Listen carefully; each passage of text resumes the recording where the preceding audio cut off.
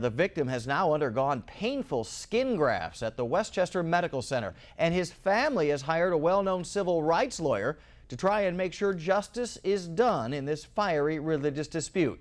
News 12's Carolyn Rowe is in New Square tonight with more on the story that's divided the Hasidic community there. Carolyn. Well, Brian, the family says this alleged attack is not the first act of violence against them. They say they've had windows smashed in their car and their home. There's even been protests outside their house, and now they're saying something has to be done.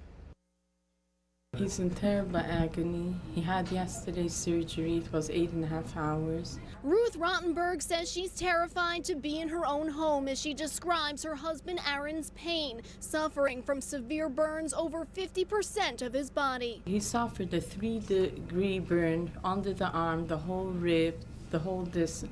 The chest is a 2nd-degree burn. I heard screaming, so I ran from around the house and I saw him on fire. Jacob Rottenberg says he was able to put the fire burning his father's flesh out early Sunday morning. After a threatening phone call a few days earlier, Jacob had stayed up all night to monitor surveillance cameras outside the family's New Square home. He got his father when he saw someone with a mask put a bag on the porch. He grabbed him and he pulled off his mask.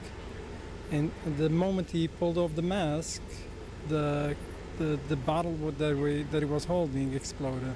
18-year-old Shaul Spitzer has been charged with attempted murder, arson, and assault. But the family feels this goes higher than Spitzer, saying it comes from the higher-ups of New Square, maybe even the Grand Rabbi. He said that they should make us uncomfortable. He didn't tell them exactly what to do, but they know by themselves what to do. The family standing with their lawyer Michael Sussman Wednesday at a press conference outside their home, calling for a state and federal investigation. They say this all stems from the fact that Aaron Rottenberg doesn't worship at the Hasidic community's main synagogue. Instead, goes to pray at the Friedwald Center for Nursing and Rehabilitation. They have a right to determine where they want to pray in America. Community members gathered as the family's attorney spoke of their rights. This man started to argue with him. Excuse me, if Jews live in this country, as I am, they will abide by American law.